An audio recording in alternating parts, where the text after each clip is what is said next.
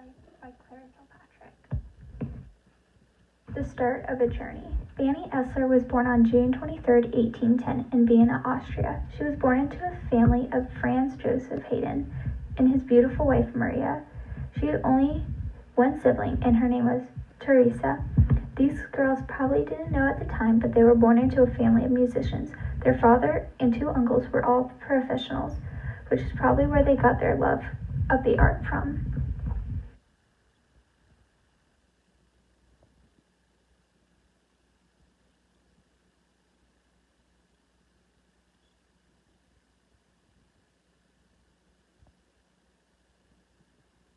How her dancing career got started.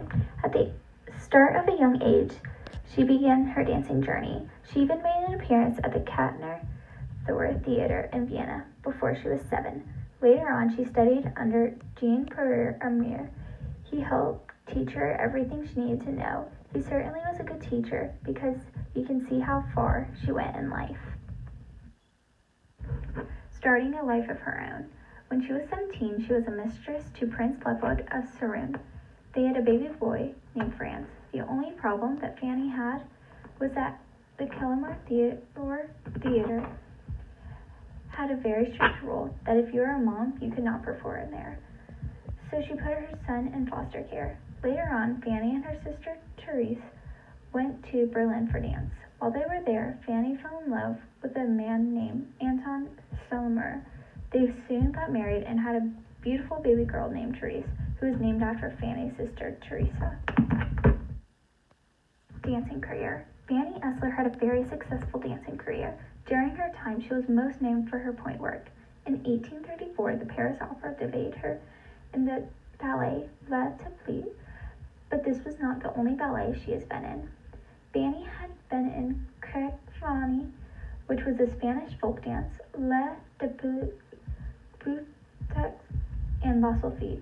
During her time as a dancer, her and Marie Taglioni became rivals. In 1834, Dr. Veron of the Paris Opera brought her to Paris to give Marie Taglioni some competition.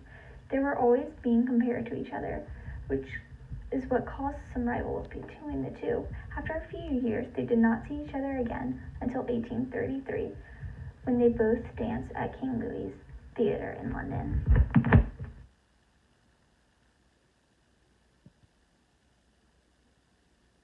Her time in the United States. In 1840, a man named Wyckoff arranged Fanny to go on an American tour.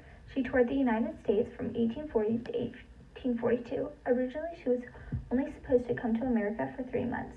While she was in America, she accomplished some pretty amazing things. She danced for the president and some of the congressmen. She won many extravagant awards. One of the most craziest things that happened while she was in America was that when she got invited to meet the president, she decided to wear all her jewelry.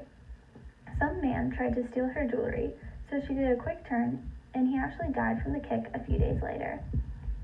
While she was there, she got a chance of creating a dance with the help of a few extra dancers in New York City.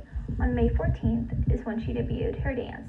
She held it at the Park Theater, and it even sold out.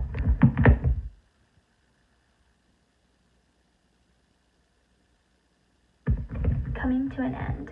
After a long time of dancing, she retired at the age of 41 in 1851. A few years later, she found out that she had cancer.